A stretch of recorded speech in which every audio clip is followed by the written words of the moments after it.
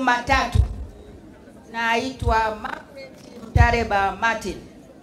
Nina nafasi mbili nilizosimama hapa kuzielezea, na mtagundua ni kwa nini sasa hizo nafasi mbili nazitendea au sitozitendea haki.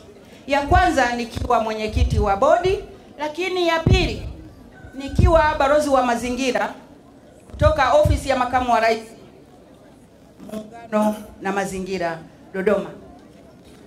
Mapema mwaka jana mwezi Machi ulitokea msiba mkubwa wa kutikisa kijiji hiki cha Sokoni tu. Na bahati mbaya mtoto wa marehemu ni mjumbe wa kamati,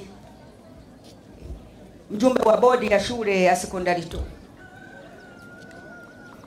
Kwa hiyo mimi kama mwenyekiti nikawa natafuta maneno yatakayonifanya kwenda kutoa salamu katika mimbari ya kanisa la Nambele.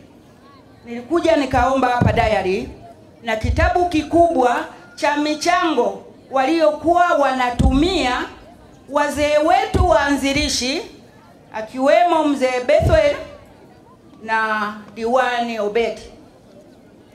Basi nikasoma kufika kwenye jina la huyo mzee ambaye sasa ndiye kisababishi cha sisi kuwepo hapa. Nikakuta mzee yule na umri wake wa miaka 85 alichangia ujenzi wa shule hii. Alichukua kwenye mfuko wake wa pocket money anazopewa watoto wake, akachangia ujenzi wa shule. Ujenzi ukafanyika, ukaanza na madarasa matatu yenye wanafunzi 53. Leo nimesimama hapa, shule yetu leo ina wanafunzi 804. Safari aliyoianzisha mzee haikuwa na kasoro. Sasa tukasema tumpe nini huyu mzee wetu? Katika kusoma risala ya wajukuu wake wakatamka kwamba mzee wetu ameacha shamba la miti, mazambarau, miti ya kila aina. Aha, tukajua. Hivi nyinyi mnajua hii miti ilipandwa na nani? Hata hii iliyotuzunguka si wazazi wetu, wazee wetu.